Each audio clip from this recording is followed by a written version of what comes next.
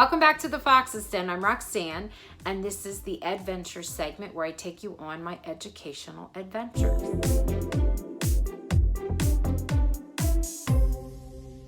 So first, let me tell you, yes, I'm in my pajamas. My hair is flat.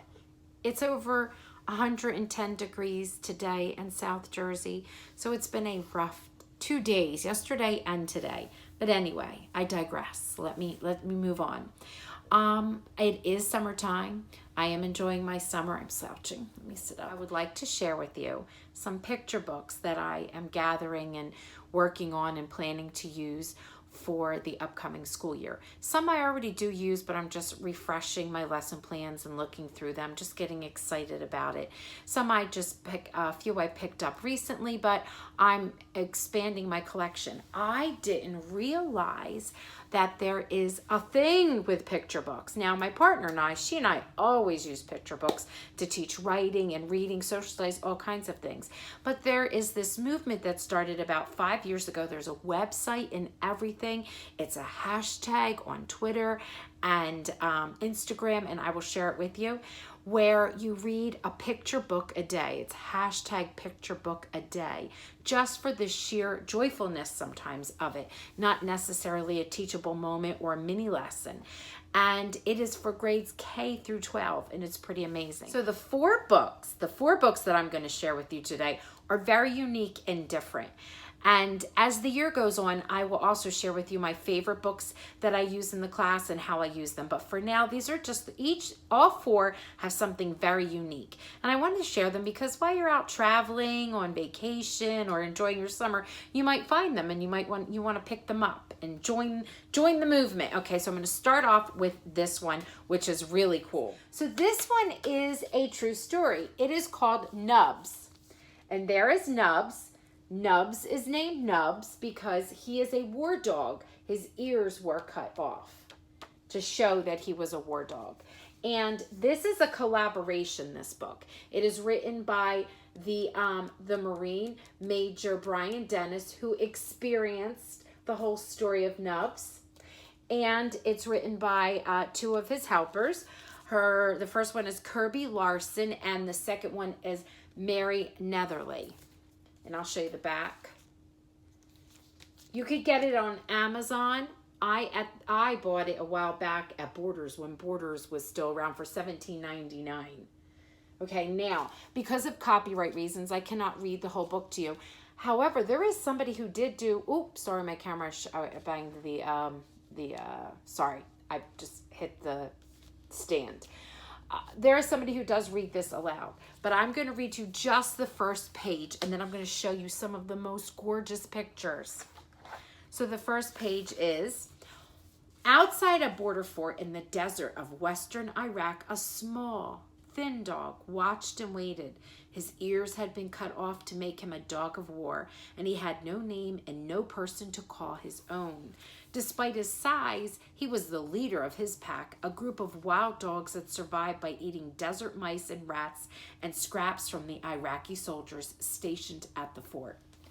And there are the pictures. They're really gorgeous, and it's a beautiful story. And I will just scan through and show you a few more pictures. And I don't want to give away the story, but I'm telling you, this is a must-have. This one I can read aloud to you because I know the author and I have permission. The author is Bridget Carruolo. The title is Little Red Riding Hood and Lucille, and it's by Mascot Books. And what makes this story unique is that it is a twist on the traditional Little Red Riding Hood. And I love it because Little Red Riding Hood has glasses. She doesn't appear to be your traditional Little Red Riding Hood. And what's really cool is a reading program goes along with this. There's a reading program that can help struggling readers or beginner readers. I can link everything in the description below, but this is adorable, and I'll read you the very first page. Now, if you want to hear the whole thing read, just go to my playlist. I keep hitting, I know, I feel like it's all wobbly. I keep hitting the tripod. You could go to my playlist and go to Bedtime Bookies and Milk. We tried to put up like on Sundays at 7, but we're just so much under construction and going crazy over here that we haven't been very faithful with it. But we try to put a story up, my niece and I, and we read them, and you get comfy and you listen along. But anyway, here's how it goes. Once upon a time, there was a little girl who lived in a little house in a nice little town on the edge of a huge forest. She always wore a red cape with a matching hood when she rode her bike or went out for a walk.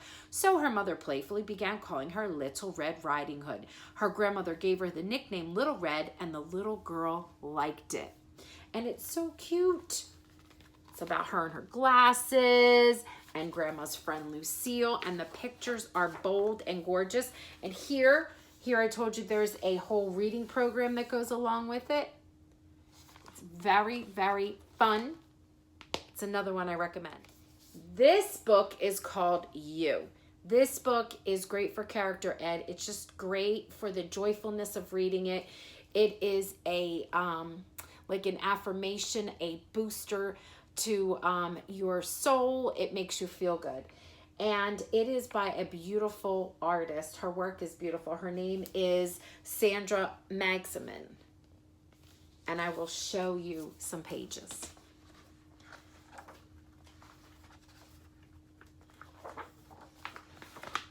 Very bold, very colorful. I'll show you Sandra. She's in the back of the book. Here's a picture of Sandra with her little blurb. And I'll read you just a piece, or a little bit of it. It says, dream big and remember to follow your heart. Believe in yourself because you're really so smart. Don't be afraid to make a mistake or two. It might lead you to the discovery something new. Which is really good. I love this story. This is like my all-time favorite story, Corduroy. I still have the book my mother bought me when I was like 4, and I still have the original, but this one is from the 40th anniversary. I read this in the beginning of the year to inspire the kids to like have a love for reading and for writing, because in the back of this book is some pretty amazing things.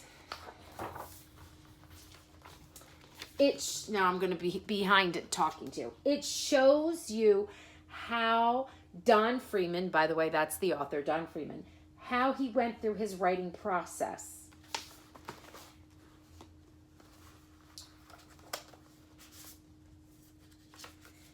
These are letters that he wrote that were outlining his stories.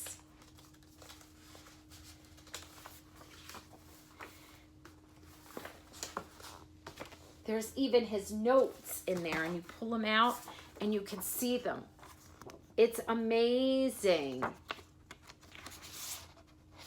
It gets the children excited about reading and writing. So, I love this. Okay, these are just 4 of the books that I am focusing on this summer because I plan on doing something with them immediately when I go back to school.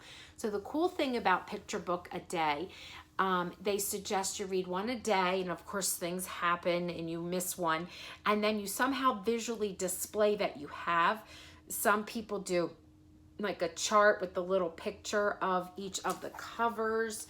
It doesn't matter. The visual part is just like it helps you seal the deal to do it. But the thing is that you come across some really amazing stories and you walk away feeling good, and it's a good thing. Okay, I will be sharing more with this later. I hope you're having a wonderful summer. I really appreciate you tuning in, and I cannot wait to take you on another adventure. And again, please forgive me. I feel like I shine. I did take a shower. It's just so hot. Oh my goodness, it's just so hot. Okay, you have a good night.